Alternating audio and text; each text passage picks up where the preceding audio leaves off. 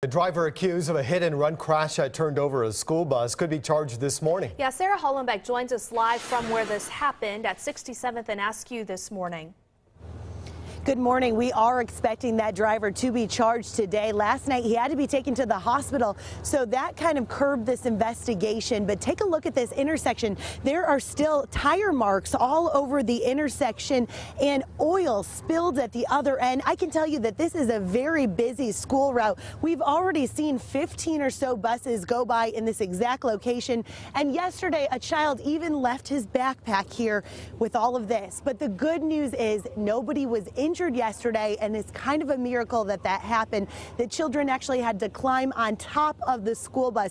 You can look at video now of that school bus crash. It completely toppled over when it was hit by the car. The driver who hit it was able to flee and run away on foot, and then cops were able to find him just 6 blocks from this crash site after a 4-hour search involving canine units as well as a ground search. Now, family members were actually the ones who tipped off police, and he was taken to the hospital. Now, we're expected to find out today when those charges will be filed, but that driver completely took off after this. There were several children, 5 of them on the bus, as well as a driver and an aide at the time. They all escaped with just a few bruises. We are live in Kansas City. Sarah Hollenbeck, 41 Action News. Well, Sarah, those are certainly some scary pictures there with the bus on its side and knowing that there were children inside of that. So in the event of a crash, how do those school bus drivers and the bus companies keep your child safe? Maureen Richmond with First Student joins us on the phone to talk about that. Maureen, thankfully this thing wasn't worse.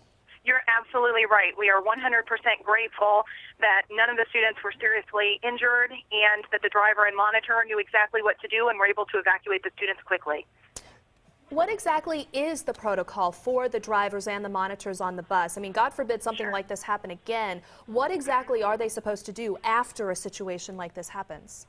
Sure. Well, we take training very seriously at First Student, and in fact, prior to transporting any students, drivers and monitors must go through about 42 hours of classroom and behind-the-wheel training.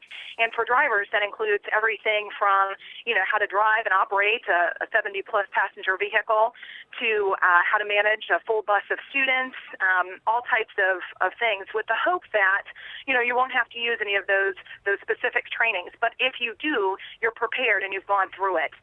So we do, as part of the training, and again, that's before you transport any students, but also throughout your tenure with the company, we do talk about how to evacuate the bus safely, whether that's through the regular door, the roof hatch, the back entrance, or, through a window. And our driver and monitor, who are relatively new to First Student, absolutely did the right thing and were able to quickly evacuate the students.